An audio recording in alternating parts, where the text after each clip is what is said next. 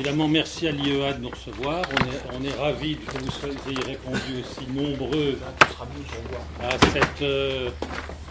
à cette proposition de réflexion collective. Alors, qu'est-ce qui nous amène là? Donc, moi, je suis metteur en scène, auteur, enseignant. J'ai longtemps été enseignant. Donc, je me préoccupe de la transmission du savoir. Maintenant, je suis retraité de l'éducation nationale, donc je peux enfin travailler en dehors des sentiers battus, voulais-je dire, évidemment. Donc, nous avons fondé il y a 5 ans, avec quelques philosophes de nos amis, deux structures, le magasin d'écriture théâtrale et les universités populaires du théâtre. Quel était le but de ces structures? C'est rendre la raison populaire. Évidemment, on s'inspirait immédiatement de l'encyclopédie, donc ce n'est pas un hasard si on est là ce soir. Et on a cherché à réfléchir à travers l'art dramatique et la rencontre d'historiens. Je voudrais saluer Jean-Noël Jeanneret qui est là, qui est un des piliers de notre entreprise. Mais il y avait Régis Debray dans la bande, Michel Onfray, un certain nombre de penseurs pensifs et pensants qui nous ont poussés à dire voilà, faisons une passerelle entre la philosophie et le théâtre et essayons de rencontrer de nouveaux publics et d'avoir de nouvelles modalités. Et donc c'est à ça, au bout de ma longue carrière, que je me consacre, c'est à inventer de nouvelles façons de travailler et de mettre en connexion des gens qui sont isolés dans le paysage.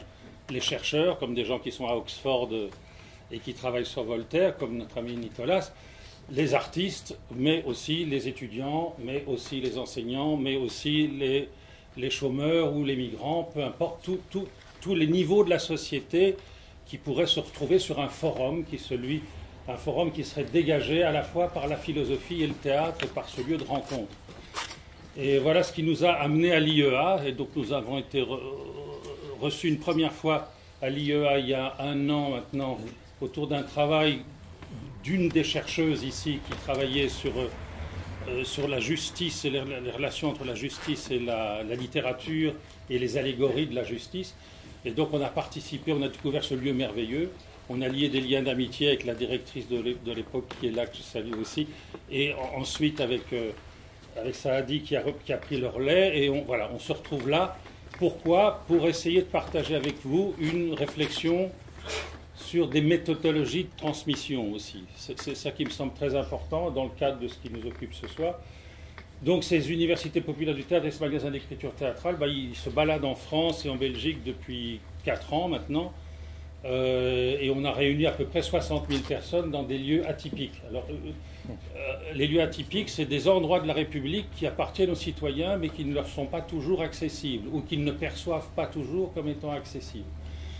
Et donc ça nous a amené, je vous ai amené quelques documents pour ceux que ça intéresserait, à investir aussi les hémicycles des assemblées. Donc on va travailler avec l'Assemblée nationale au mois de juin, on va travailler avec le Parlement européen, on va travailler avec l'ONU aussi. Donc c'est des endroits, des grandes institutions, mais qui sont fermés au public. Alors l'idée, c'est d'ouvrir les hémicycles, d'y installer les élèves ou les citoyens, de les installer à la place de leurs députés ou de leurs représentants, et de les faire participer à un jeu démocratique. Et donc par exemple, la semaine prochaine, on sera dans le Parlement à Bruxelles et nous allons faire travailler sur le traité sur la tolérance. Et on va installer les élèves dans les hémicycles et on va les faire voter. On va leur dire, tiens, qu'est-ce que tu choisis comme texte? Vous allez voter ce soir aussi, je vous signale, vous allez participer. Donc on va leur permettre de dialoguer avec nous en investissant le perchoir, la tribune, et que les gens touchent le fonctionnement démocratique dans sa substance à travers Voltaire, ce qui n'est pas plus bête de découvrir ça à travers un texte intelligent, ce qui n'est pas toujours le cas dans les hémicycles. Et donc, voilà, c'est une manière d'être un peu consensuel sur nos fondements et sur les lumières. Voilà, donc ce que vous allez vivre ce soir, c'est un court extrait, parce que nous, on a des formules longues et courtes.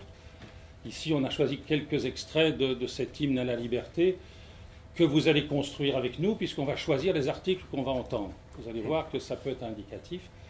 Et on va essayer de traverser cette méthodologie et de voir comment elle fonctionne et pourquoi on nous a convoqués dans plein d'endroits pour faire ça, puisqu'on va faire ça à l'ONU. Donc on va amener Voltaire dans la bibliothèque de l'ONU et dans la salle du Conseil.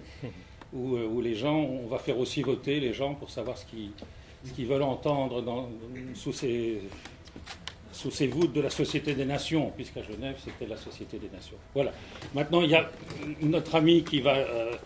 dont je suis très heureux d'avoir fait la connaissance grâce à Ferney-Voltaire, puisqu'on a travaillé à l'inauguration du château en présence du président de la République sur les textes que vous allez entendre ce soir. Et là, nous avons fait connaissance avec Nicolas et on travaille et on va travailler ensemble sur la manière de diffuser les textes de Voltaire, puisqu'il s'occupe de la fondation qui fait l'édition définitive des œuvres complètes de Voltaire. C'est bien ça? Je te passe la parole. Je pense qu'il va y avoir un débat après la pièce, alors nous aurons l'occasion de poser des questions. Je pense pour lancer la pièce, il faut dire très simplement que, bon, premièrement, je ne sais pas si Voltaire est vraiment entré dans ce bâtiment. J'aimerais pouvoir le dire, mais on peut être sûr que Voltaire est très souvent passé devant. Car quand il est jeune, il habite en face de l'église Saint-Gervais, qui n'est pas très loin, qui est par là. Et plus tard, quand il mène sa vie avec sa compagne, Amélie du Châtelet, quand ils viennent à Paris en couple, il réside à l'hôtel Lambert, qui est juste ici au coin. Donc Voltaire connaissait très très bien ce quai, donc on peut dire qu'il est un peu chez lui ici. Et puis la deuxième chose, mais on y reviendra dans le débat, Voltaire est un grand passeur d'idées. Alors en liaison avec la thématique de cette soirée, Voltaire n'est pas forcément le penseur le plus original, même s'il a ses originalités, mais c'est quelqu'un qui prend les pensées des autres, mais qui a le génie de trouver la forme et le moyen de les faire passer à un public, à des publics différents. Et je pense que donc Voltaire est un auteur, même avant d'en venir à l'encyclopédie après, Voltaire est l'auteur parfait pour lancer la thématique de la soirée. On va vous lire de larges extraits d'Hymne à la liberté, qui est l'histoire de la rédaction à Ferney du dictionnaire philosophique de Voltaire.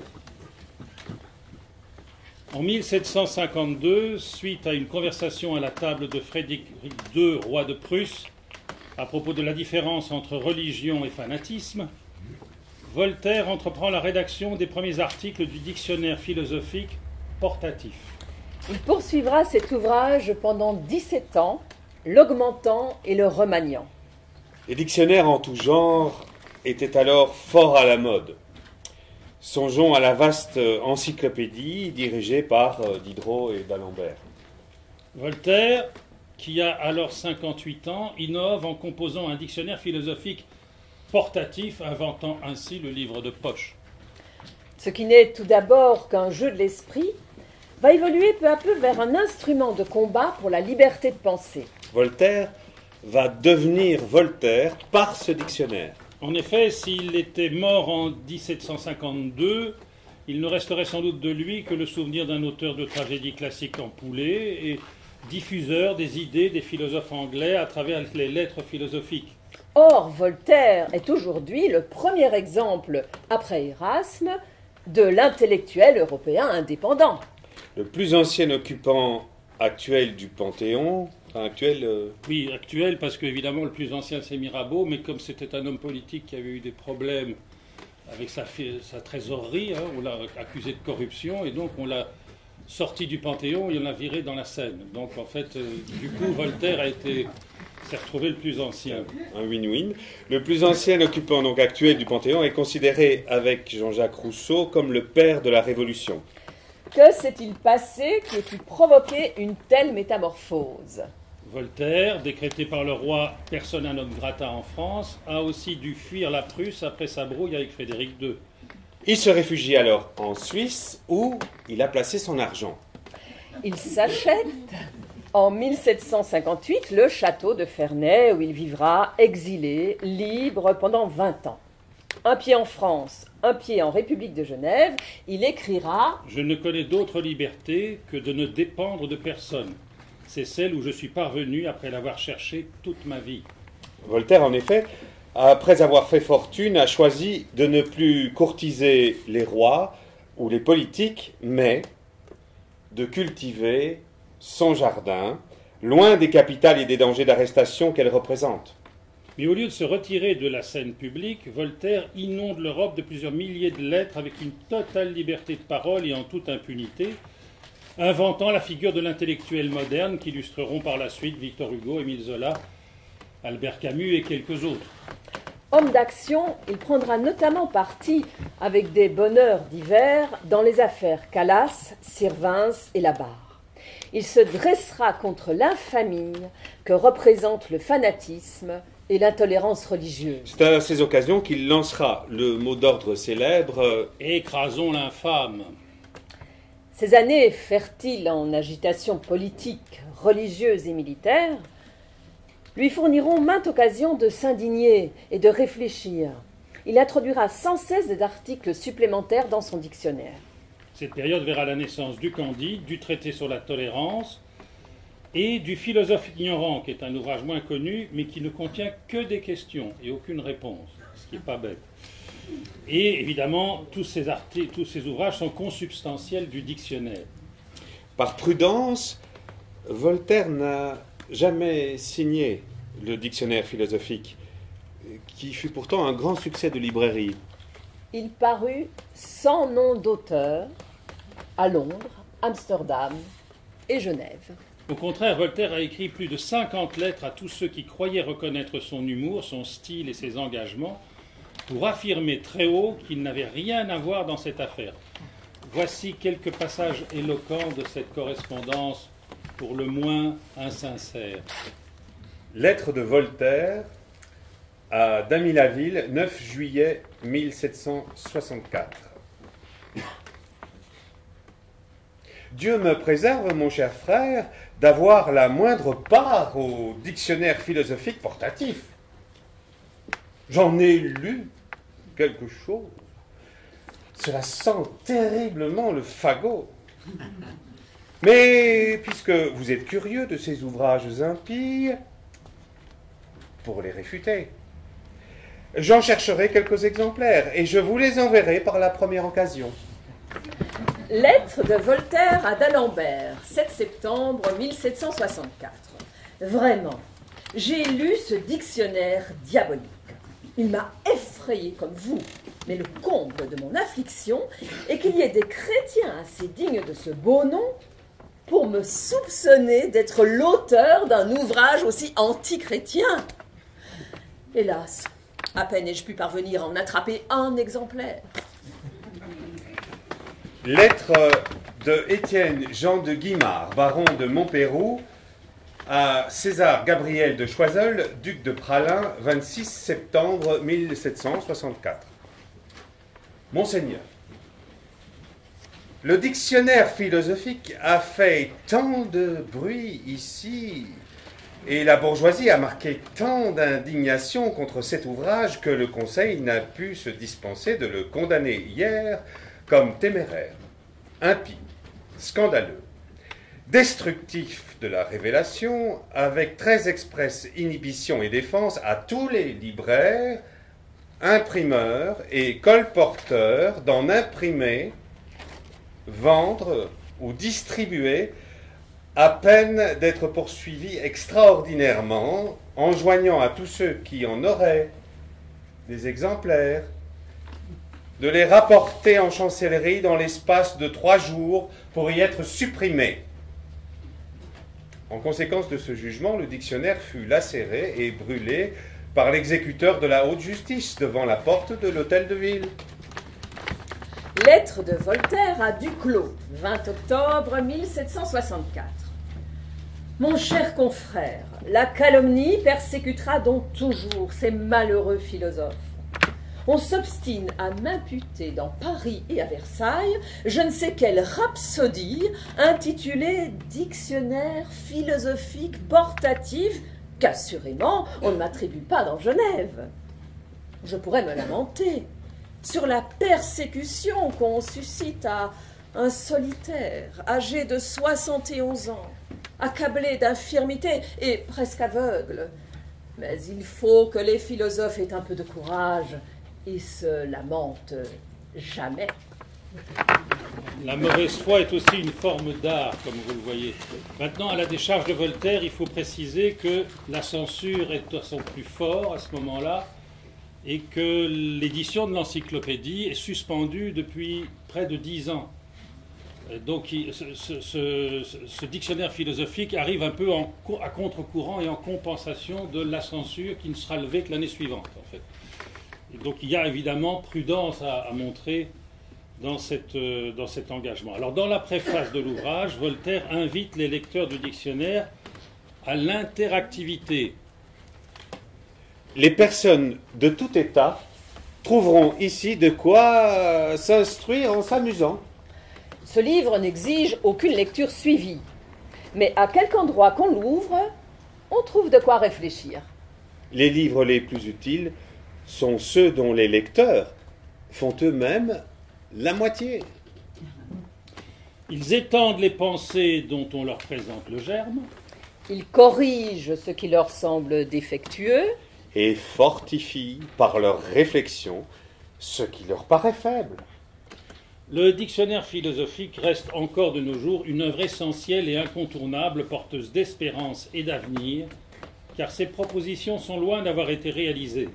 Cet hymne à la liberté, il nous incombe encore de le rendre possible. Alors, je vous avais prévenu qu'on aurait de l'interactivité, puisque c'était le souhait de Voltaire dans sa préface. En voilà, donc je vais vous demander de vous livrer un petit jeu avec nous, qui est de choisir. Et c'est un choix qui n'est pas dénué de machiavélisme de ma part, donc on va choisir entre athéisme et credo. Donc vous avez le choix entre le fait d'entendre ce soir athéisme ou d'entendre credo. Alors qui voterait, c'est à main levée, hein, qui voterait pour athéisme? L'abstention est autorisée aussi. Alors on est scrutateur. Voilà. Athéisme. 11, 12, 13, 14, 15, 16, 17, 18, 19, 20, 21, 22, 23, 24, 25, 26, 27, 28, 29, 30, 33, 34, 35 à peu près. 35. Et alors côté credo, les enfants? Vous voyez pas.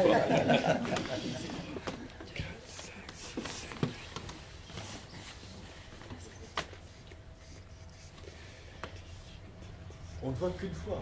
Hein. Ne levez pas les deux mains non plus. Hein. Voilà, oui. C'est l'athéisme qui va prendre... Voilà, l'athéisme. Alors, on a fait ça assez souvent. Ça n'est pas toujours celui-là qui sort. Ça dépend des endroits où on se trouve. Je vous ferai une liste si vous voulez. Donc, athéisme, l'article date de 1764. Voltaire y développe l'idée de la religion comme ciment d'une société qui se retrouve aussi bien dans la République de Cicéron que dans le Sapiens de Yuval Noah Harari, je suis content de l'avoir prononcé, qui a écrit Homo Deus, vous savez, et qui est un ouvrage qui a fait beaucoup de succès de librairie en France cette année et l'année précédente déjà. Autrefois, quiconque avait un secret dans un art courait le risque de passer pour un sorcier. Toute nouvelle secte était accusée d'égorger des enfants dans ses mystères, et tout philosophe qui s'écartait du jargon de l'école était accusé d'athéisme par les fanatiques et par les fripons, et condamné par les sots. La mort de Socrate est ce que l'histoire de la Grèce a de plus odieux. Il est vrai que les philosophes n'avaient aucun frein. Les sceptiques doutaient de tout, les académiciens suspendaient leur jugement sur tout, les épicuriens étaient persuadés que la divinité ne pourrait se mêler des affaires des hommes, et dans le fond, ils n'admettaient aucune divinité. Ils étaient convaincus que l'âme n'est point une substance, mais une faculté qui naît et qui périt avec le corps. Par conséquent, ils n'avaient aucun joug que celui de la morale et de l'honneur. Le Sénat romain était réellement une assemblée athée du temps de Cicéron. Ce grand orateur dit à tout le Sénat assemblé: quel mal fait la mort? Pour nous qui rejetons toutes les fables ineptes des enfers, qu'est-ce donc que la mort nous ôte? Rien que le sentiment des douleurs. César, voulant sauver la vie de son amie Catilina, ne lui objecte-t-il pas que ce n'est point punir un criminel que de le faire mourir? Que la mort n'est rien, que c'est seulement la fin de nos maux et que c'est un moment plus heureux que fatal? Quel est le plus dangereux, du fanatisme ou de l'athéisme? Le fanatisme est certainement 1000 fois plus funeste, car l'athéisme n'inspire point de passion sanguinaire, mais le fanatisme en inspire. L'athéisme ne s'oppose pas au crime, mais le fanatisme en fait commettre. Il est indubitable pourtant que, dans une ville policée, il est infiniment plus utile d'avoir une religion, même mauvaise, que de n'en avoir point du tout. Moi, je ne voudrais pas avoir affaire à un prince athée qui trouverait son intérêt à me faire piler dans un mortier. Je suis bien sûr que je serais pilé. Et je ne voudrais pas, si j'étais souverain, avoir affaire à des courtisans athées, dont l'intérêt serait de m'empoisonner. Il est donc nécessaire, pour les princes et pour les peuples, que l'idée d'un être suprême, créateur, gouverneur, rémunérateur et vengeur soit profondément gravée dans les esprits. Voilà, donc on a cet usage social de la religion comme ciment d'une société qui est analysée par notre ami. Maintenant, je vous laisse réfléchir à ça. Mais en attendant, on va s'orienter vers un second vote. Et là, on va choisir entre destin et dogme. Alors, qui se prononce pour destin? C'est la majorité, non? Oui, c'est la majorité. On va compter quand même.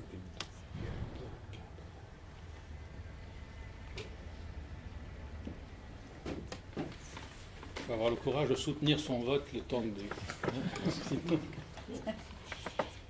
Oui, c'est une majorité. Oui, il y a plus de 40. Oui, Il y a plus de 43. 40. Voilà. Par acquis de conscience, dogme, il y a qui? Oui. Ah. Il y en a quand même pas mal. Oui, Il y en a moins. Il y en a moins. Je suis désolé. Alors, le conseil que je vous donne, c'est de vous procurer le dictionnaire philosophique et de lire ce dont vous êtes frustré. Ce qu'on n'a pas lu. C'est d'ailleurs une des ruses de notre proposition, c'est que ça donne envie aux gens dont le vote n'a pas été respecté, mais c'est la démocratie, d'approfondir de leur côté. Hein. Donc, nous avons choisi destin, c'est bien ça? Oui. Alors, destin, c'est 1764. Vous savez qu'il y a eu cette longue période de germination de l'écriture, donc parfois les articles s'étendent sur plusieurs années et il y a plusieurs livraisons. Dans la manière ironique dont Voltaire décrit la longue chaîne des événements qui constituent le destin du monde, on retrouve la critique des thèses déterministes de Leibniz, qu'il avait ridiculisé dans Candide sous les traits du philosophe Pangloss, Jacques. Les choses sont ce qu'elles doivent être et c'est leur raison d'être. Voilà. Pour Voltaire, le fatalisme est criminel. L'homme doit travailler le monde pour l'améliorer. Et même si sa volonté n'a pas de prise sur son jardin, il faut le cultiver, comme nous le disent aujourd'hui les écologistes. De tous les livres qui sont parvenus jusqu'à nous, le plus ancien est d'Homère. C'est là qu'on trouve les semences de la philosophie et surtout l'idée du destin, qui est maître des dieux, comme les dieux sont les maîtres du monde. Jupiter veut en vain sauver Hector. Il consulte les destinées, il pèse dans une balance les destins d'Hector et d'Achille. Il trouve que le Troyen doit absolument être tué par le Grec. Jupiter ne peut s'y opposer, et dès ce moment, Apollon, le génie gardien d'Hector, est obligé de l'abandonner. La notion de destin était donc déjà présente dans l'Iliade au temps d'Homère. Les philosophes n'eurent jamais besoin d'Homère pour se persuader que tout se fait par des lois immuables, que tout est arrangé, que tout a un effet nécessaire. Où le monde subsiste par sa propre nature, par ses lois physiques, où un être suprême l'a formé selon ses lois suprêmes. Dans l'un et l'autre cas, tout est nécessaire. Les poiriers ne peuvent jamais porter d'ananas. L'instinct d'un épagneul ne peut pas être l'instinct d'une autruche. Tout est engrené, limité. L'homme ne peut avoir qu'un certain nombre de dents, de cheveux et d'idées, et il vient un temps où il perd nécessairement ses cheveux, ses dents et ses idées. Il y a des gens qui, étant effrayés de cette vérité, en accordent la moitié et demandent répit pour le reste. Il y a, disent-ils, des événements nécessaires et d'autres qui ne le sont pas. Ne croyez pas au fatalisme, car alors, tout vous paraissant inévitable, vous ne travaillerez à rien. Vous croupirez dans l'indifférence. Vous n'aimerez ni les richesses, ni les honneurs, ni les louanges. Vous ne voudrez rien acquérir. Vous vous croirez sans mérite, comme sans pouvoir. Aucun talent ne sera cultivé. Tout périra par l'apathie. Ne craignez rien, bonnes gens. Nous aurons toujours des passions et des préjugés, puisque c'est notre destinée d'être soumis aux préjugés et aux passions. Nous saurons bien qu'il ne dépend pas plus de nous d'avoir beaucoup de mérite et de grands talents que d'avoir les cheveux bien plantés et la main belle. Nous serons convaincus qu'il ne faut tirer vanité de rien, et cependant nous aurons toujours de la vanité. J'ai nécessairement la passion d'écrire ceci, et toi, tu as la passion de me condamner. Nous sommes tous deux également sots, également les jouets du destin. La nature est de faire du mal, la mienne est d'aimer la vérité et de la publier malgré toi. Mais il y a beaucoup de gens destinés à raisonner mal, d'autres à ne point raisonner du tout, et d'autres à persécuter ceux qui raisonnent. Voilà, alors puisque apparemment vous aimez voter, je vais perturber un petit peu l'ordre des scènes et on va passer à guerre et loi. Ça c'est un enjeu intéressant. Alors qui veut entendre le regard que Voltaire porte sur la guerre? Dites-nous.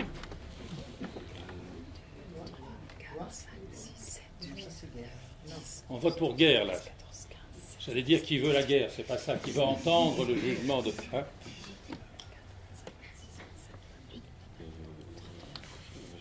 Moi j'ai 38.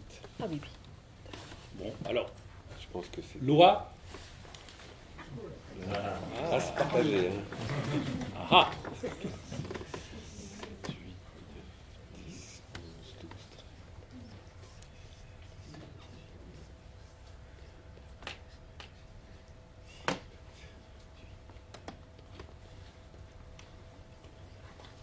37, 38.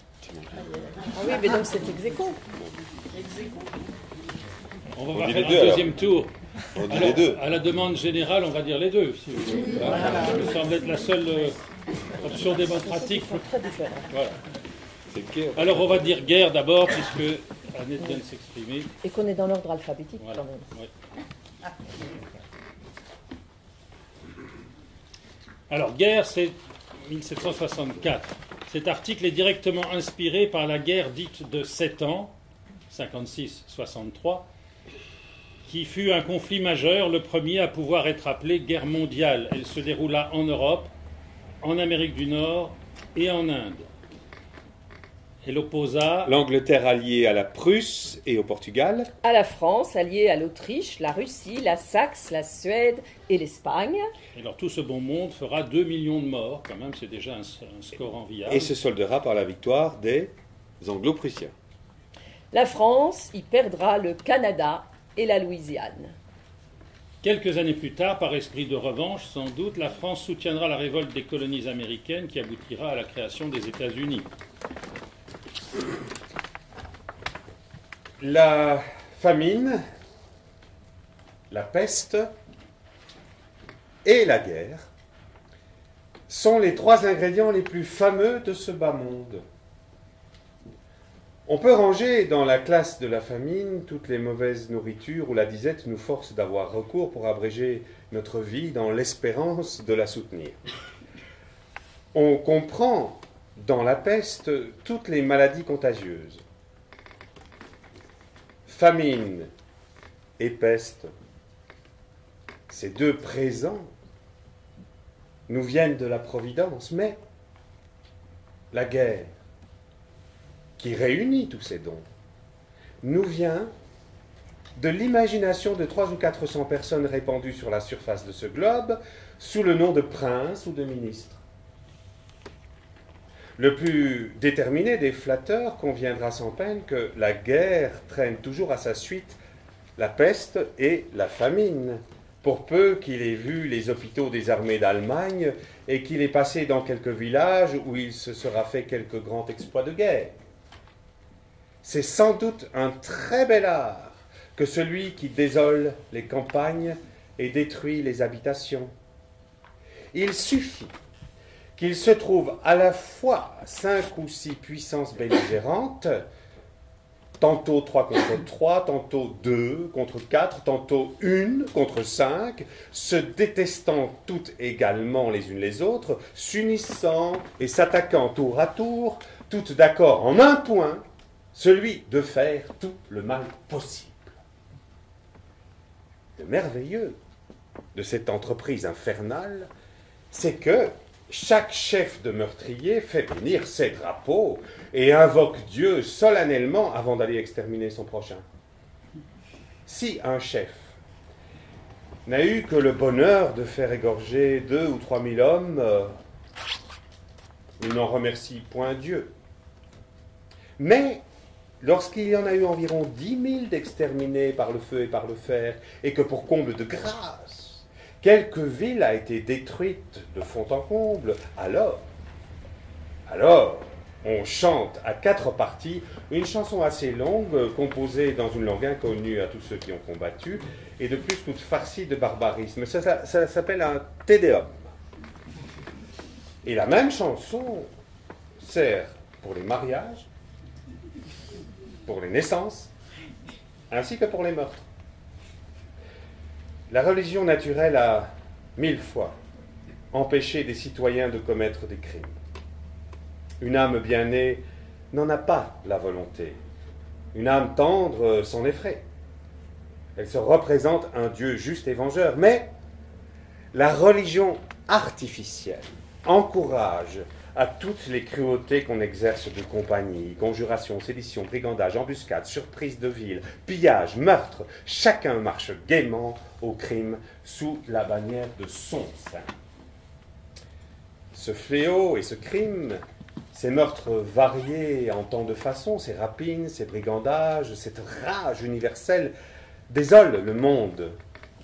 Tous les vices réunis de tous les âges et de tous les lieux n'égaleront jamais les maux que produit une seule campagne. Misérable médecin des âmes, vous ne dites rien sur la maladie qui nous déchire en 1000 morceaux. Philosophe moraliste, brûlez dans tous vos livres, tant que le caprice de quelques hommes fera loyalement égorger des milliers de nos frères. La partie du genre humain consacrée à l'héroïsme sera ce qu'il y a de plus affreux dans la nature entière. Que deviennent et que m'importe l'humanité, la bienfaisance, la modestie, la tempérance, la douceur, la sagesse, la pitié, tandis qu'une demi-livre de plomb tiré à 600 pas me fracasse le corps, et que je meurs à 20 ans, dans des tourments inexprimables, au milieu de 5 ou 6 000 mourants, tandis que mes yeux, qui s'ouvrent peut-être pour la dernière fois, voient la ville où je suis né détruite par le fer et par la flamme, et que les derniers sons qu'entendent mes oreilles sont les cris des femmes et des enfants expirant sous les ruines, le tout pour les prétendus intérêts d'un homme que nous ne connaissons pas. Ce qu'il y a de pis, c'est que la guerre est un fléau inévitable. pas mal, hein, quand même. Mais bon, il y a le Voltaire ironique, mais il y a aussi le Voltaire engagé, avec une très grande lucidité. Et évidemment, moi, à chaque fois que j'entends ce texte, on peut penser à certains endroits en Syrie pour le moment. Si on voit les visions d'Alep ou d'endroits comme ça, on est dans ces paysages. Alors, loi, puisque vous en avez décidé démocratiquement, on va se l'entendre. 1764-1767, donc ça ici est repris quand même. Il a mis 3 ans à accoucher de cette proposition. L'article commence par une parodie des fables de La Fontaine. Il évoque la République de Platon et le contrat social de Jean-Jacques Rousseau. Il se termine par un énoncé des lois et des codes juridiques paradoxaux qui complètent le credo que vous n'avez pas voulu entendre tout à l'heure. Donc voilà. Vous êtes invité à vous y reporter. Les lois de Voltaire veillent à séparer la religion et l'État. Elles préfigurent la loi sur la laïcité adoptée en France en 1905. Vous allez voir. Les moutons vivent en société fort doucement. Leur caractère passe pour très débonnaire. Parce que nous ne voyons pas la prodigieuse quantité d'animaux qu'ils dévorent. Il est à croire même qu'ils les mangent innocemment, sans le savoir. La République des moutons est l'image fidèle de l'âge d'or. Un poulailler est visiblement l'état monarchique le plus parfait. Il n'y a point de roi comparable à un coq. S'il marche fièrement au milieu de son peuple, ce n'est point par vanité. Si l'ennemi approche, il ne donne point l'ordre à ses sujets d'aller se faire tuer pour lui en vertu de sa certaine science et pleine puissance. Il y va lui-même, range ses poules derrière lui et combat jusqu'à la mort. S'il est vainqueur, c'est lui qui chante le Te Deum. S'il est vrai que les abeilles soient gouvernées par une reine à qui tous ses sujets font l'amour, c'est un gouvernement plus parfait encore. Les fourmis passent pour une excellente démocratie. Elle est au-dessus de tous les États puisque tout le monde y est égal et que chaque particulier y travaille pour le bonheur de tous. La République des castors est encore supérieure à celle des fourmis. Du moins, si nous en jugeons par leurs ouvrages de maçonnerie. Les singes ressemblent plutôt à des battleurs qu'à un peuple policé. Et ils ne paraissent pas être réunis sous des lois fixes et fondamentales comme les espèces précédentes. Nous ressemblons plus aux singes qu'à aucun autre animal par le don de l'imitation, par la légèreté de nos idées et par notre inconstance qui ne nous a jamais permis d'avoir des lois uniformes et durables. Il n'y a aucun bon code dans aucun pays. La raison en est évidente. Les lois ont été faites à mesure, selon les temps, les lieux, les besoins, etc. On a trouvé dans les papiers d'un jurisconsulte ces notes qui méritent peut-être un peu d'examen. Que jamais aucune loi ecclésiastique n'est de force que lorsqu'elle aura la sanction expresse du gouvernement. C'est par ce moyen qu'Athènes et Rome n'eurent jamais de querelles religieuses. Ces querelles sont le partage des nations barbares ou devenues barbares. Que le magistrat seul puisse permettre ou prohiber le travail les jours de fête, parce qu'il n'appartient pas à des prêtres de défendre à des hommes de cultiver leur champ. Que tout ce qui concerne les mariages dépende uniquement du magistrat, et que les prêtres s'en tiennent à l'auguste fonction de les bénir. Que tous les ecclésiastiques soient soumis, en tous les cas, au gouvernement, parce qu'ils sont des sujets de l'État. Qu'aucun prêtre ne puisse jamais ôter à un citoyen la moindre prérogative, sous prétexte que ce citoyen est un pécheur.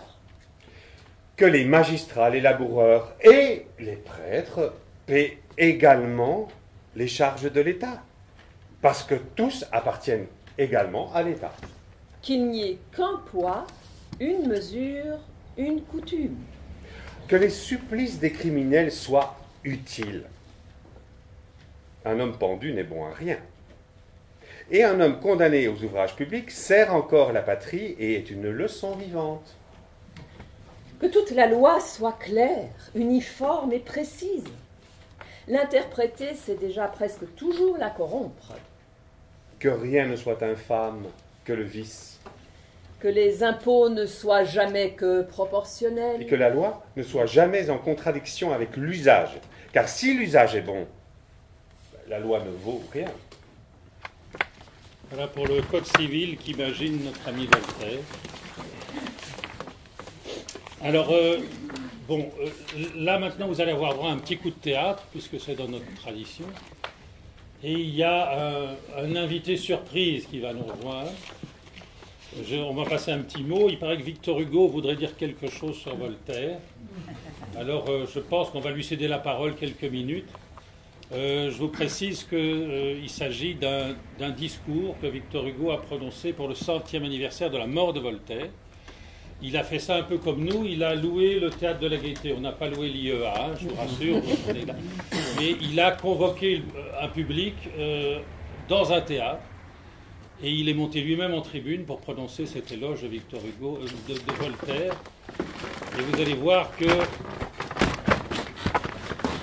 il y a quand même une forme de fraternité entre ces deux grands personnages. Et qu'Hugo, en évoquant Voltaire, nous fait un brassage absolument extraordinaire de tout le XVIIIe siècle et se ramène la gloire à lui-même parce qu'il se projette dans Voltaire et évidemment il est sa réincarnation. Donc mon cher Victor, nous t'écoutons. Merci mon cher Jean-Claude. Discours prononcé par Victor Hugo au Théâtre de la Gaîté pour le centenaire de Voltaire le 30 mai 1878. Il y a 100 ans aujourd'hui, un homme mourait. Il mourait immortel.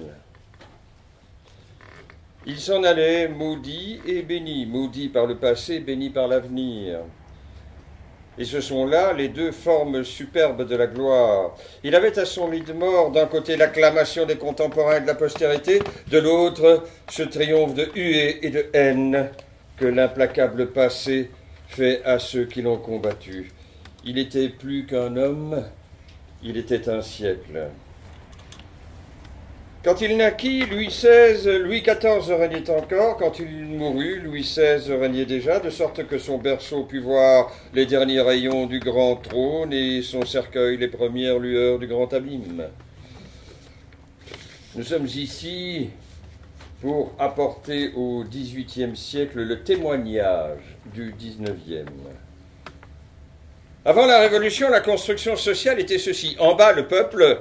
Au-dessus du peuple, la religion, représentée par le clergé. À côté de la religion, la justice, représentée par la magistrature. Et à ce moment de la société humaine, qu'était-ce que le peuple? C'était l'ignorance. Qu'était-ce que la religion? C'était l'intolérance. Qu'était-ce que la justice? C'était l'injustice. Vais-je trop loin dans mes paroles? Jugez-en. Je me bornerai à citer deux faits, mais décisifs. À Toulouse, le 13 octobre 1764, on trouve dans la salle basse d'une maison un jeune homme pendu. La foule s'ameute, le clergé fulmine, la magistrature informe, c'est un suicide, on en fait un assassinat. Dans quel intérêt? Dans l'intérêt de la religion. Et qui accuse-t-on? Le père, c'est un huguenot. Et il a voulu empêcher son fils de se faire catholique. Il y a monstruosité morale et impossibilité matérielle, n'importe. Ce père a tué son fils, ce vieillard a pendu ce jeune homme. La justice travaille, et voici le dénouement.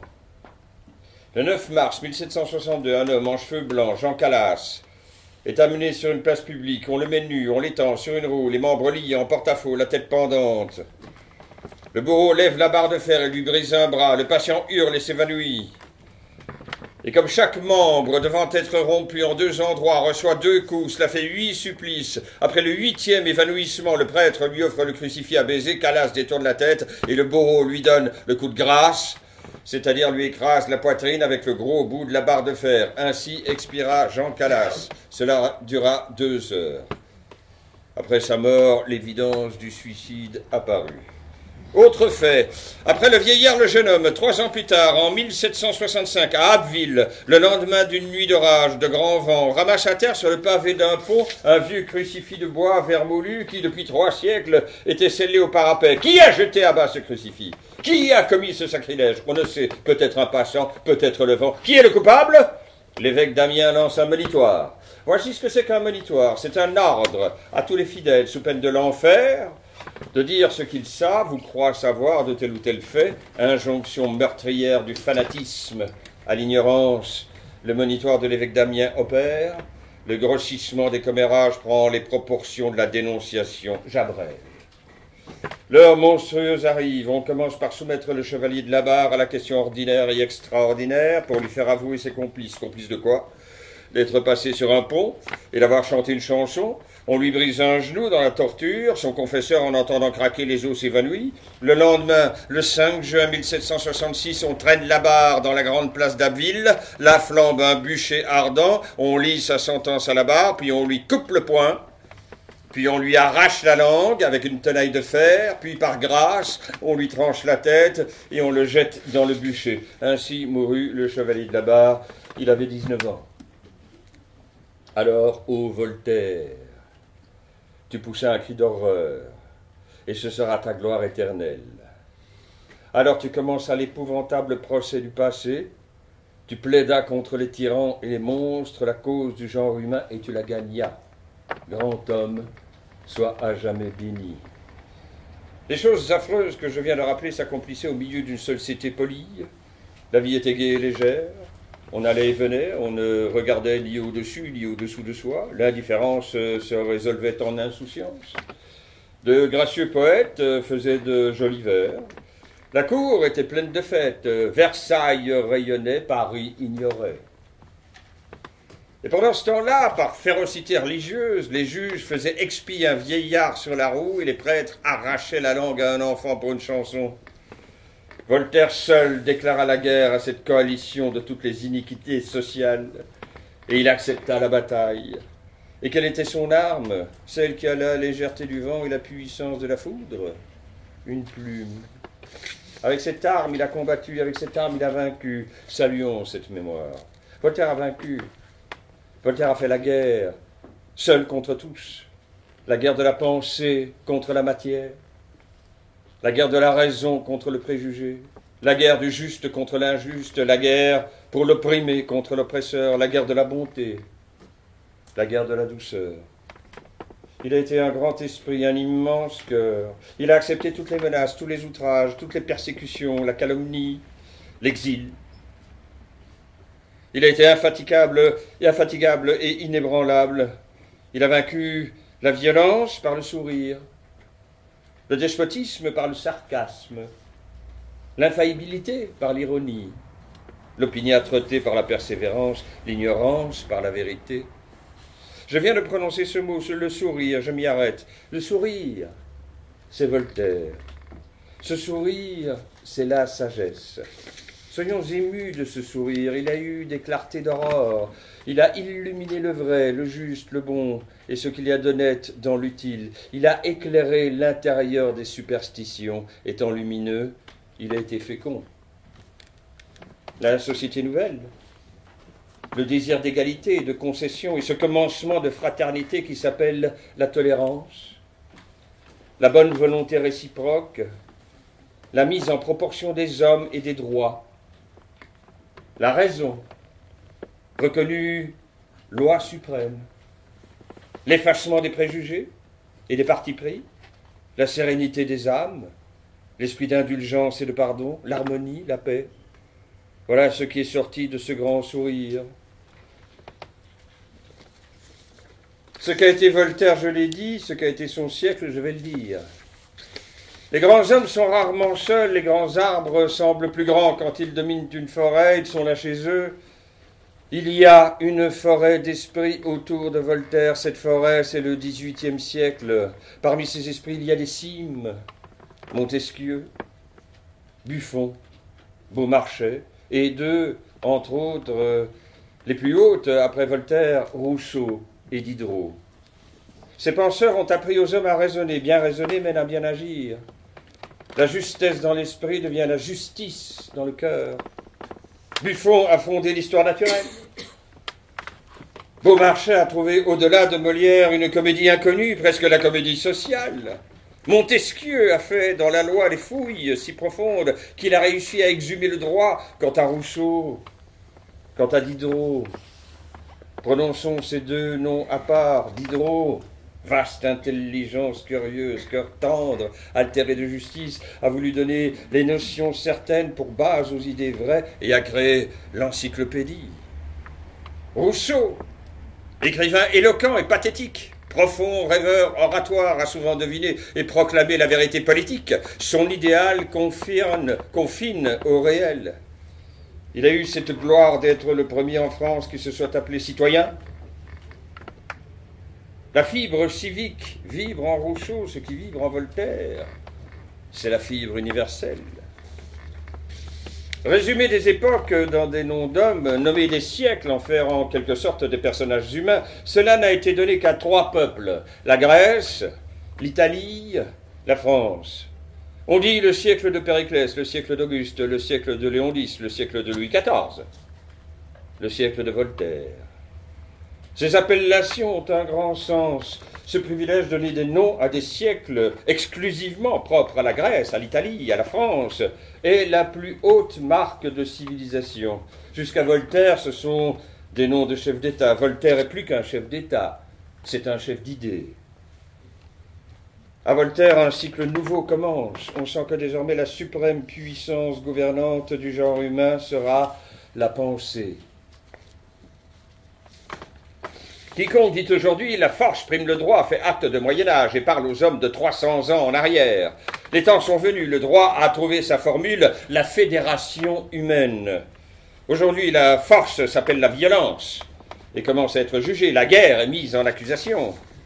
Déshonorons la guerre. Non, la gloire sanglante n'existe pas. Non, ce n'est pas bon et ce n'est pas utile de faire des cadavres. Non, il ne se peut pas que la vie travaille pour la mort. Non, ô mère qui m'entourez, il ne se peut pas que la guerre, cette voleuse, continue à vous prendre vos enfants. Non, il ne se peut pas que la femme enfante dans la douleur, que les hommes naissent, que les peuples labourent et sèment, que le paysan fertilise les champs, que l'ouvrier féconde les villes, que les penseurs méditent, que l'industrie fasse les merveilles, que le génie fasse des prodiges, que la vaste activité humaine multiplie en présence du ciel étoilé les efforts et les créations pour aboutir à cette épouvantable exposition internationale qu'on appelle un champ de bataille. Hélas, on ne peut se le dissimuler à l'heure actuelle. Il y a encore des ténèbres sur l'horizon, la tragédie des peuples n'est pas finie. La guerre scélérate est encore là. Que ce contraste nous ramène à Voltaire. En présence des éventualités menaçantes, soyons plus pacifiques que jamais. Tournons-nous vers ce grand mort, vers ce grand vivant, vers ce grand esprit. Inclinons-nous devant les sépulcres vénérables. Demandons conseil à celui dont la vie utile aux hommes s'est éteinte il y a 100 ans, mais dont l'œuvre est immortelle.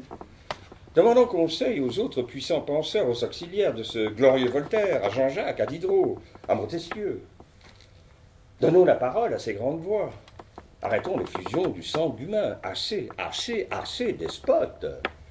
Ah, la barbarie persiste, eh bien, que la philosophie proteste. Le glaive s'acharne, que la civilisation s'indigne. Que le XVIIIe siècle vienne au secours du XIXe. Les philosophes, nos prédécesseurs, sont les apôtres du vrai. Invoquons ces illustres fantômes que, devant les monarchies et rêvant les guerres, ils proclament le droit de l'homme à la vie, le droit de la conscience à la liberté, la souveraineté de la raison, la sainteté du travail, la bonté de la paix. Et puisque la nuit sort des trônes, que la lumière sorte des tombeaux. Merci, monsieur Hugo.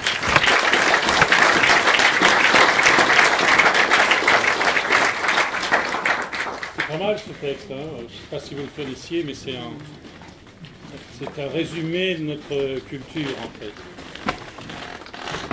Alors on va rendre, avant d'en terminer avec ces extraits, on va rendre la parole à Voltaire avec fanatisme.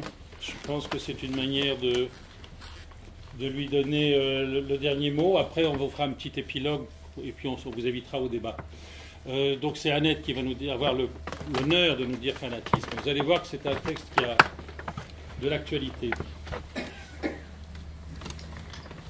Le fanatisme est à la superstition ce que le transport est à la fièvre, ce que la rage est à la colère. Celui qui a des extases, des visions, qui prend des songes pour des réalités et ses imaginations pour des prophéties est un enthousiaste. Celui qui soutient sa folie par le meurtre est un fanatique. Lorsqu'une fois le fanatisme a gangréné un cerveau, la maladie est presque incurable. J'ai vu des convulsionnaires qui, en parlant des miracles de Saint Paris, s'échauffaient par degrés malgré eux. Leurs yeux s'enflammaient, leurs membres tremblaient, leur fureur défigurait leur visage et ils auraient tué quiconque les eût contredits. Il n'y a d'autre remède à cette maladie épidémique que l'esprit philosophique, qui, répandu de proche en proche, adoucit enfin les mœurs et qui prévient les accès du mal. Car dès que ce mal fait des progrès, il faut fuir et attendre que l'air soit purifié. Les lois et la religion ne suffisent pas contre la peste des âmes. La religion, loin d'être pour elle un aliment salutaire, se tourne en poison dans les cerveaux infectés. Ils puisent leur fureur dans la religion même qui les condamne. Les lois sont encore très impuissantes contre ces accès de rage. C'est comme si vous lisiez un arrêt du Conseil à un frénétique.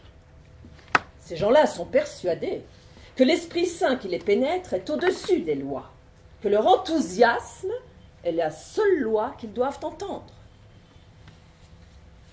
Que répondre à un homme qui dit qu'il est mieux obéir à Dieu qu'aux hommes et que par conséquent est sûr de mériter le ciel en vous égorgeant? Ce sont d'ordinaire les fripons qui conduisent les fanatiques et qui mettent le poignard entre leurs mains. Il ressemble à ce vieux de la montagne qui faisait, dit-on, goûter les joies du paradis à des imbéciles et qui leur promettait une éternité de ces plaisirs dont il leur avait donné un avant-goût, à condition qu'ils iraient assassiner tous ceux qu'il leur nommerait. Si notre sainte religion a été si souvent corrompue par cette fureur infernale, c'est à la folie des hommes qu'il faut s'en prendre. Donc ce texte ne manque pas d'une certaine pertinence à l'heure actuelle. Donc je vous propose d'en terminer avec l'épilogue, qui vous permet de resituer un petit peu le contexte dans lequel Voltaire a écrit ces textes. En achetant le château de Ferney, Voltaire a aussi acheté les terres et les villages qui en dépendent. Le voilà devenu seigneur avec autorité sur les populations qui vivent dans ces domaines. Ces gens dépendent de lui. Incarnant le rêve de Platon, le philosophe est devenu roi. Mais d'emblée, il donne à ces gens la liberté en les délivrant du servage. Et voilà Voltaire qui se prend au jeu. Il bâtit dans son petit royaume une utopie miniature, une sorte de cité idéale qu'il protège et finance à fonds perdus. École, dispensaire, fabrique, ferme modèle. Il confie même un atelier de fabrication de montres aux deux fils de Jean Calas, le supplicié, dont il a sauvé l'honneur. Plus de vagabonds sur ces terres. Partout règne le confort, l'ordre et la bienveillance. Tout ce petit monde prospère à l'ombre des lumières. Quand ses amis lui disent qu'il se ruine, il leur répond que cela lui fait du bien, et le remet en santé sans avoir recours aux médecins. Il invite son peuple au théâtre, qu'il a fait bâtir à côté du château. On y assiste dans un joyeux coude à coude à des représentations de ses pièces, mises en scène par lui-même. Les distributions sont souvent hétéroclites, mêlant des gens du cru, des amis de passage et des comédiennes venues de Paris. Puis, sur la grande terrasse où l'on jouit de la vue des Alpes, intellectuels et paysans prennent des rafraîchissements et débattent, ce qui ne s'était jamais fait auparavant. Le succès est toujours au rendez-vous car les Suisses se précipitent à Ferney pour voir du théâtre, puisque Jean Calvin l'a fait interdire dans la République de Genève. Rousseau pensait que le théâtre pervertissait le peuple. Voltaire, au contraire, répétait à qui voulait l'entendre que le théâtre est le meilleur moyen d'adoucir les mœurs et d'éduquer les gens à la tolérance et à la liberté. Voilà.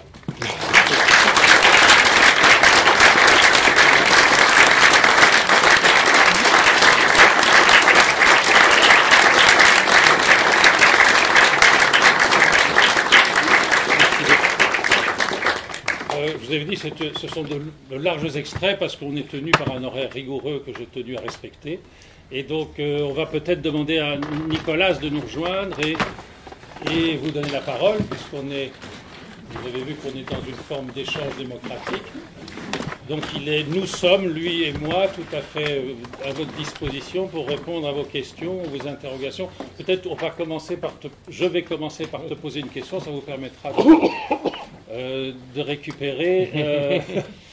Donc, qu'est-ce que tu peux nous dire par rapport aux circonstances de l'écriture de ces textes et à leur devenir et à leur contexte, en fait? Oui, tout à fait. Enfin, la table ronde qui va suivre dans un instant va s'occuper en partie de l'encyclopédie de Diderot et d'Alembert. Et la rédaction du dictionnaire philosophique portatif de Voltaire est très liée avec l'encyclopédie. Le premier tome de l'encyclopédie sort en 1751. C'est un grand moment pour le mouvement des philosophes, des encyclopédistes. Et puis, à tour de rôle, le tome 2, 3, 4, 5 sort annuellement jusqu'à 1755. Puis en 1755, le gouvernement décide de censurer l'encyclopédie et tout est arrêté. Et c'est un grand moment de crise pour tous les philosophes. Et c'est tout le mouvement philosophique qui est mis en cause. Et il reste une dizaine de volumes de textes. C'est l'encyclopédie, c'est un grand texte in folio qui sont bloqués à l'imprimerie. Et les philosophes ne savent plus vraiment comment réagir. Donc, quelques années plus tard, face à l'affaire Calas, dont il y a question dans le beau discours de Victor Hugo, Voltaire décide, l'encyclopédie en 1764, l'encyclopédie est toujours bloquée depuis une décennie maintenant. Voltaire décide lui-même de faire son dictionnaire portatif, et c'est une sorte de réplique à l'encyclopédie, parce que même s'il est lui-même un auteur, Voltaire est auteur d'articles dans l'encyclopédie, il a compris, Voltaire, qui est un grand passeur d'idées, a compris que l'idée de sortir une encyclopédie en 17 tomes in folio, c'est pas très très facile pour gagner son public, c'est très vulnérable. Donc, il est en fait en sortant un livre de poche, parce que portatif, tu l'as dit, c'est ça, un livre portatif, c'est un livre de poche, parfaitement illégal, tout de suite censuré. Il fait semblant, on l'a entendu tout à l'heure, il fait semblant de non pas être l'auteur, il fait circuler ça. Il cache sa main, c'est ça son expression, je cache ma main. La police ne peut pas l'arrêter et le livre circule. Et c'est une sorte de leçon qu'il fait à Diderot pour dire qu'il y a une alternative pour les philosophes. Du moment où les grands in-folios sont bloqués, il faut sortir un livre de poche en cachette et ça circule. Et finalement, son petit portatif a eu plus de résonance que l'encyclopédie. En fait, l'année après, le gouvernement change de décision et en fait les autres tomes sortent. Ils sortent tous à la fois. Tous à la fois, en 1765. Sauf pour les volumes de planches qui sortent un peu plus tard. Mais, et puis, dans la décennie des 1760, la cause des philosophes gagne du souffle et les philosophes regagnent la main, en fait. Mais je pense que la sortie du dictionnaire philosophique portatif, c'est critique dans le mouvement des Lumières, dans la mesure où Voltaire fait une leçon à Diderot, une leçon de publication. Que parfois, pour faire passer des idées, il faut de l'humour, il faut de l'ironie, mais il faut aussi de la légèreté. Et les portatifs, parfois, c'est très pratique. C'est light. C'est light. Alors, je voudrais préciser une chose. On a évoqué le chevalier de la Barre, et dans les motifs d'accusation, il avait dans sa bibliothèque le dictionnaire philosophique portatif. Et ce dictionnaire a eu l'honneur d'être brûlé sur son cadavre. Donc on a brûlé à la fois, on l'a supplicié, on a jeté le dictionnaire. Ce qui a évidemment épouvanté Voltaire quand il a appris ça, c'est qu'il ne l'avait pas signé, mais il a quand même été brûlé dans le supplice de la Barre. Il y a une très grande violence. Il dit dans une lettre qu'il a l'impression d'être brûlé lui-même. Ouais. Voltaire prend ça très... il a beau être ironique, il prend ça très... Évidemment. Très directement, ça, évidemment. Alors quand on voit, le château de Ferney, je vous invite tous... Monsieur Verger, qui est le conservateur, devait venir ce soir, il a été retenu. Mais évidemment, c'est un partenaire important pour nous. Et quand on voit le château de Ferney, vous savez, ça descend en pente vers Genève. Il y avait les vignes de Voltaire là. Et en fait, l'État français a donné à la Suisse le bas des vignes de Voltaire pour construire la piste d'aviation de l'aéroport de Genève. C'est ce qui fait que c'est le seul aéroport au monde où on peut sortir ou en Suisse ou en France, puisque il y a une servitude qui est restée attachée à cet aéroport.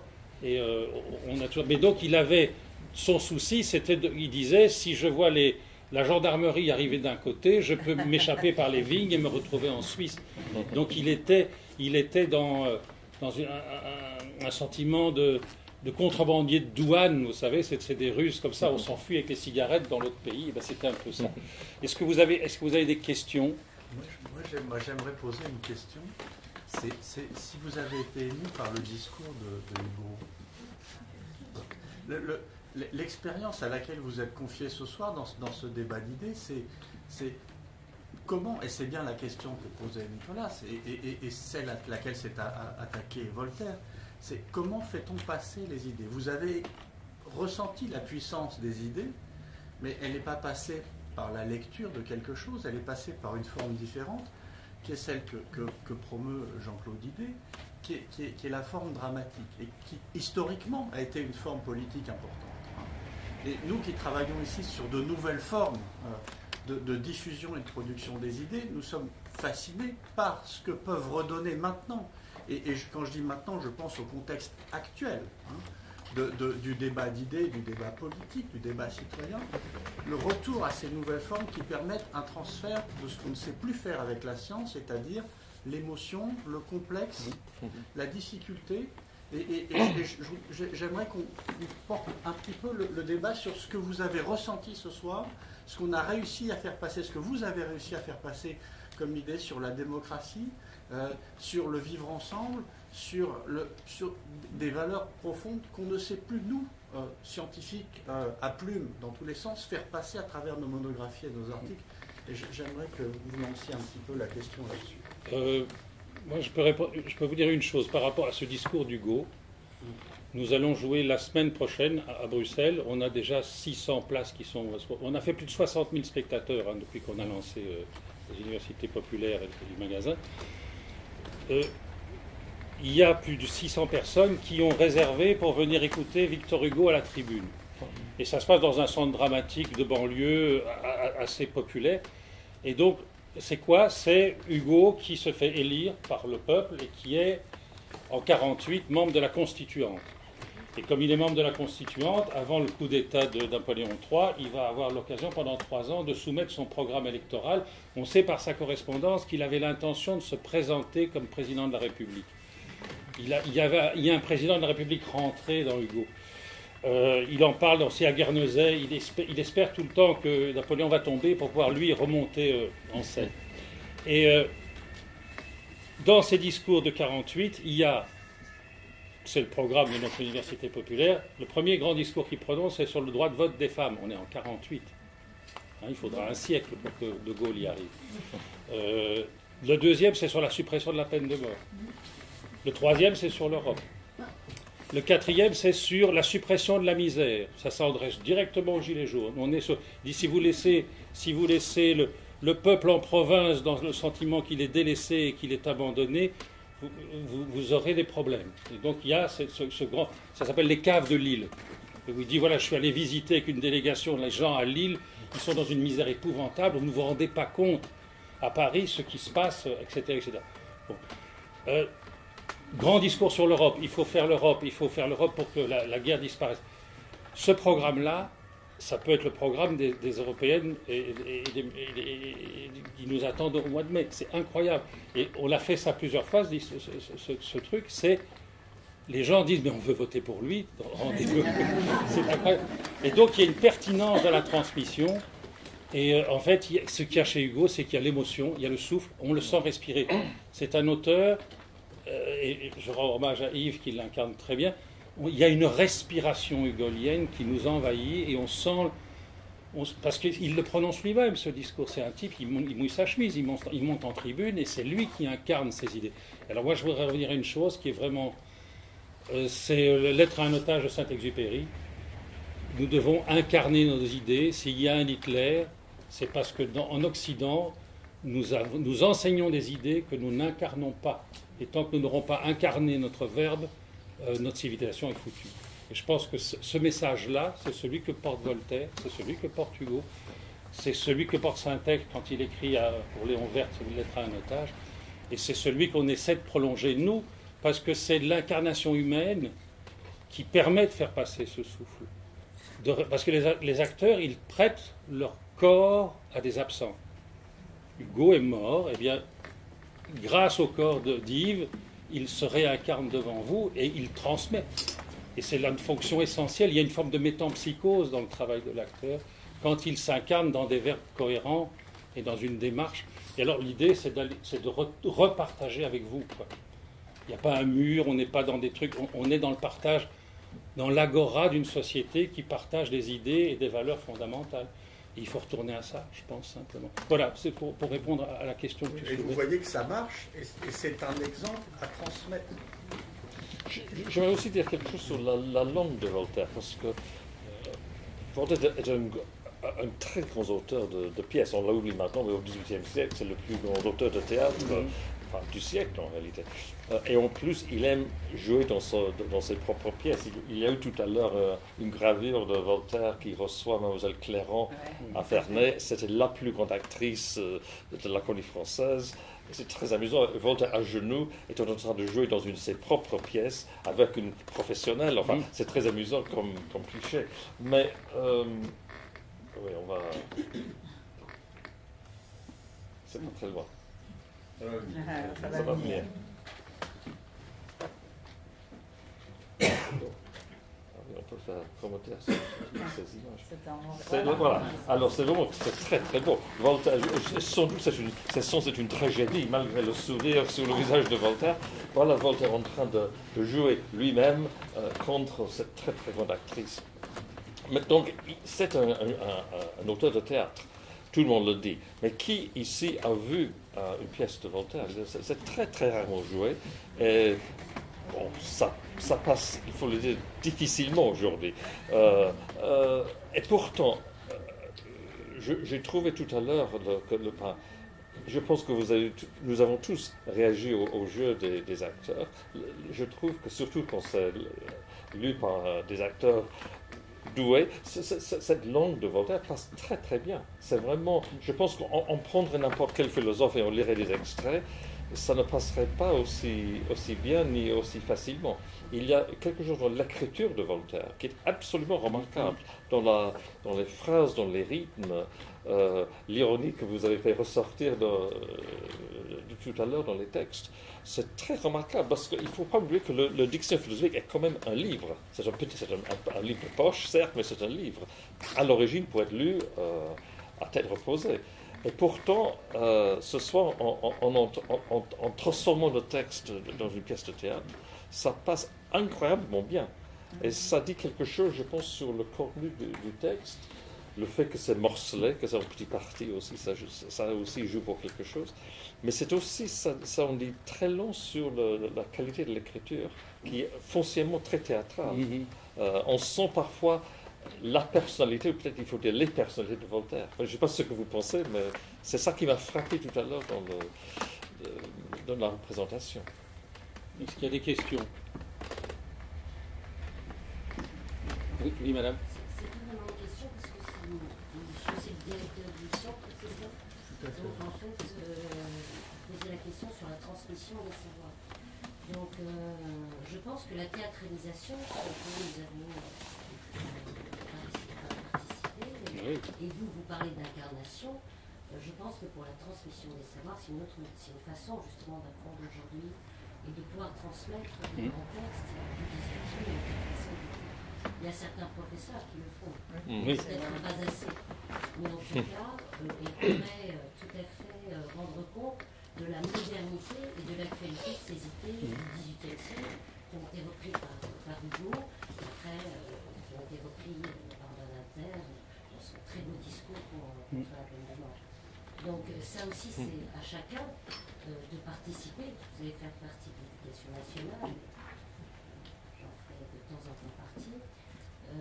C'est aussi à nous, et puis aux autres aussi, de faire vivre avec le talent des acteurs, et puis nos talents peut-être plus simples, de les dire, de les compter, de les exposer. Il y a un très joli petit ouvrage d'un philosophe qui s'appelle Denis Guénoun. Je ne sais pas si vous voyez qui est Denis Guénoun. Il a écrit, il enseigne à Strasbourg, et il a écrit pas mal de pièces de théâtre, et il parle d'une chose qui est l'exhibition des mots. Et il dit qu'un texte lu peut passer pour anodin, mais à partir du moment où il est incarné, où les mots sont exhibés en public, le seuil du scandale est beaucoup plus proche. C'est-à-dire que la puissance de la vocalisation d'une idée crée un impact beaucoup plus violent chez les gens, et donc que la censure est beaucoup plus immédiate. Et donc on peut, ou l'empathie, ou l'émotion, ou la réaction. Moi je suis français né en Belgique, vous savez que quand même c'est le seul pays où la révolution a été déclenchée par une opérette. Il y a eu la muette de Portici, et les gens sont sortis de là en chantant « Amour sacré de la patrie, rends-nous l'audace et la fierté », et ils ont mis les Hollandais dehors. Et c'est donc, je ne peux pas ne pas croire à la vertu du théâtre, puisqu'elle est à la base de l'existence du pays dans lequel je suis né. Je vous signale que j'étais réfugié économique, puisque ma mère a été déportée pendant la guerre, et elle a été accueillie en Belgique, et j'ai bénéficié de l'aide alimentaire là-bas. C'est bon à rappeler dans les circonstances actuelles. C'est pas toujours le... Nous avions madame et ensuite ici. Voilà. Moi, voilà. N'hésitez pas à vous lever. Et à parler. Oh, à parler. Voilà. Je voudrais me faire peut-être un peu l'avocat du diable et reprendre un mot que vous avez employé, Monsieur Laloux. Vous avez demandé ce qu'on pensait de l'émotion. Et c'est vrai qu'un texte lu comme ça, ce qui fait une partie de sa force, et Madame le disait, c'est l'émotion. Mais on vit dans un monde où l'émotion est très utilisée. Et là, c'est Voltaire et c'est Victor Hugo, c'est formidable. Mais est-ce que la même émotion ne transporterait pas des messages beaucoup moins sympathiques, beaucoup moins intéressants, beaucoup moins nobles? Et est-ce que, si vous nous disiez avec la même talent des textes... Mein Kampf, par exemple, voilà, allons-y. Est-ce que vous ne nous emmèneriez pas aussi bien? Voilà. Encore faudrait-il que nous soyons convaincus de ce que nous disions. Oui, mais voilà. On en trouve peut-être. Oui, enfin...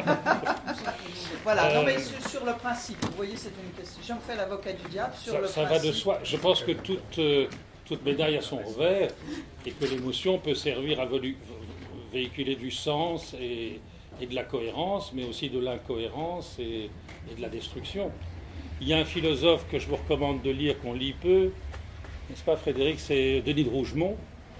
Et Denis de Rougemont, philosophe suisse, grand humaniste, fondateur, un des pères de l'Europe aussi, au niveau de sa réflexion, il a fait une chose qui s'appelle Journal d'Allemagne.